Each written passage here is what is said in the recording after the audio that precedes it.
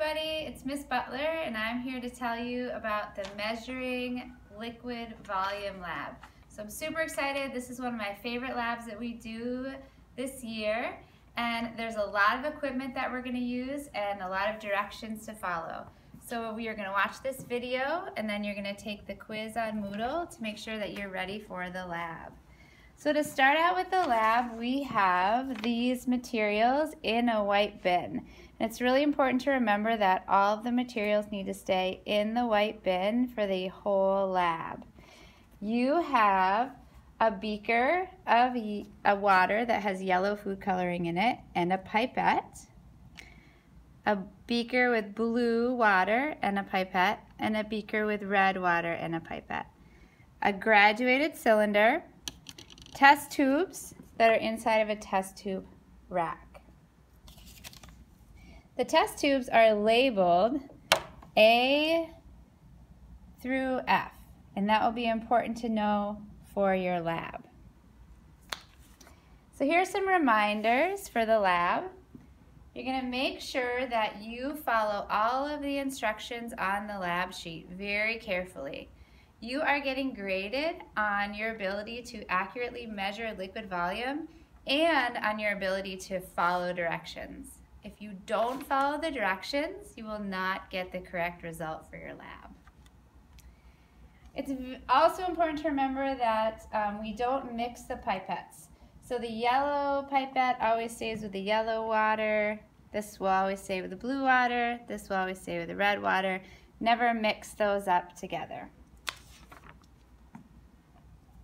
As always, make sure you allow all your group members to participate, so take turns with what you're doing in the lab. And after you measure your water in your graduated cylinder, make sure that you walk your cylinder over to the sink and you rinse it out in between each measurement. Okay? You want to have a clean graduated cylinder for your next measurement in your lab. Make sure you read all the steps of the lab before you start.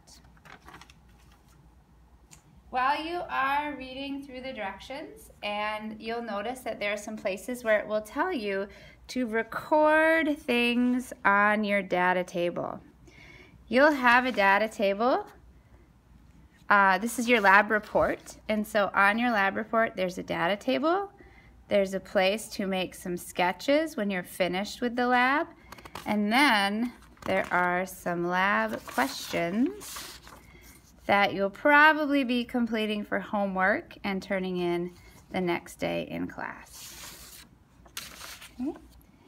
When you're finished with the lab, it's really important that you clean up so that the lab materials are ready for the next group who comes in.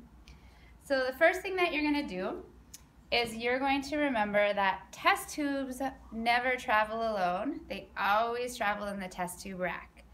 So when you're finished with your lab, you're going to make sure all your test tubes are in the test tube rack. You're going to walk your test tubes over to the sink.